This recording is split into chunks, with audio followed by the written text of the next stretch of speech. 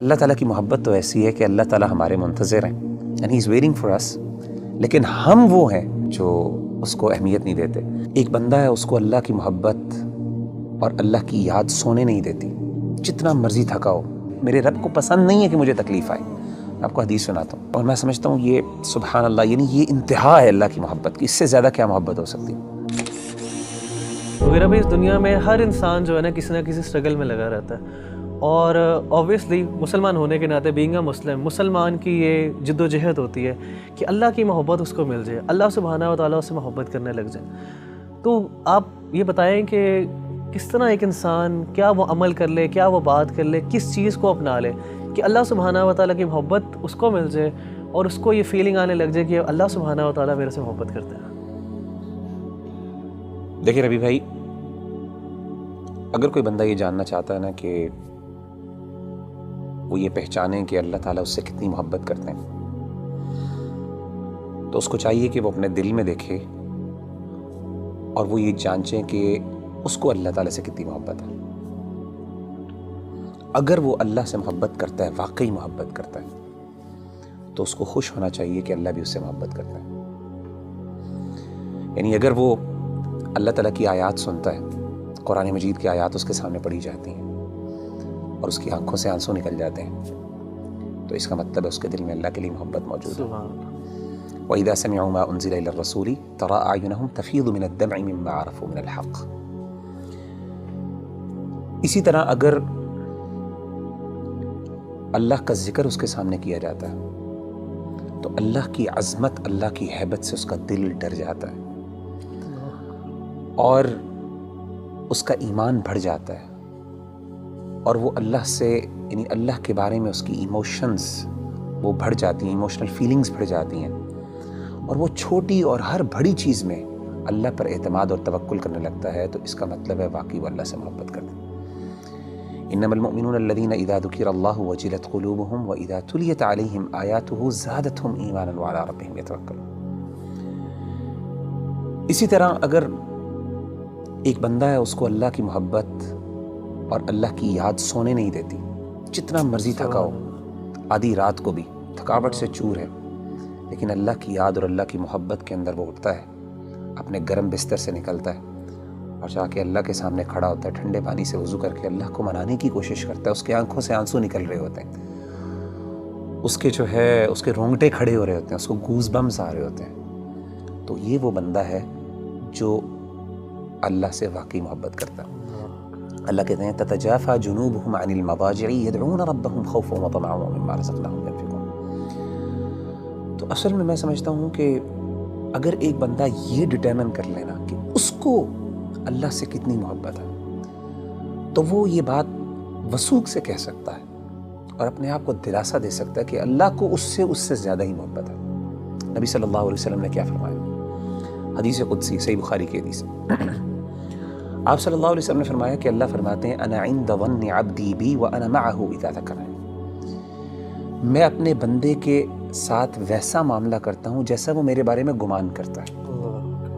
اگر میرے بارے میں اچھا گمان کرتا ہے، میں اس کے ساتھ ویسے ہی معاملہ کرتا ہوں، اگر وہ میرے بارے میں نیگیٹو ہوتا ہے تو میں اس کے ساتھ اس طریقے سے معاملہ کرتا ہوں۔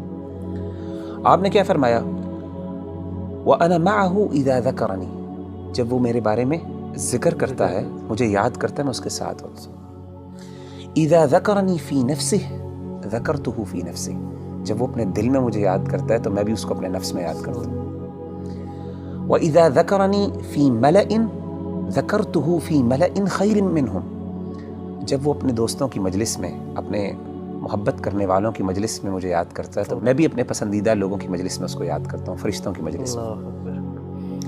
اور آپ فرماتے ہیں وَمَن تَقَرَّبَ إِلَيَّ شِبْرًا تَقَرَّبْتُ إِلَيْهِ ذِرَاعًا، اور جو میرے قریب آتا ہے ایک شبر، ایک بالشت، میں ایک گز اس کے پاس چل کے آتا ہوں۔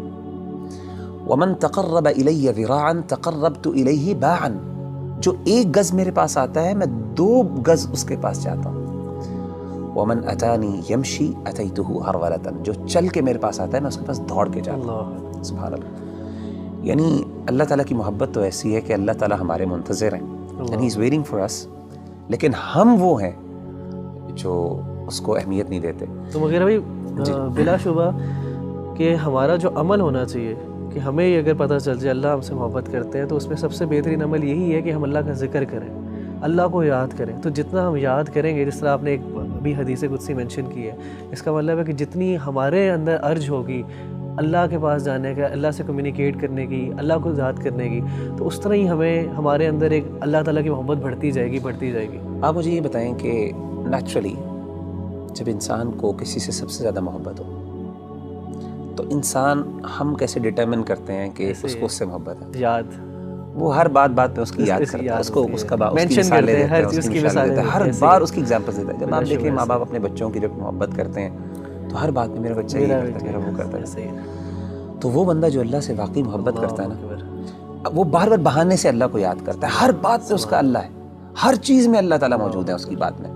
اچھا ایک بڑی بات ایک اور یہ بھی سمجھنا بہت ضروری ہے ربی بھائی کہ اگر انسان کو اللہ تعالیٰ سے محبت ہے اور اللہ کو بھی اس سے محبت ہے تو اس کا مطلب یہ قطعاً نہیں ہے کہ انسان پہ دنیا میں مشکلات نہیں آئیں گی. جیسے آپ نے کہا نا ہر بندہ اسٹرگل کر رہا ہے، اس کی بہت بڑی وجہ یہ ہے کہ اللہ نے ایک نظام بنایا دنیا کے اندر. مشکلات آئیں گی، چیلنجز آئیں گے، ظاہر اللہ نے اس کو جنت نہیں بنایا، اللہ نے دارالامتحان بنایا، اس کو دارالابتلاء بنایا.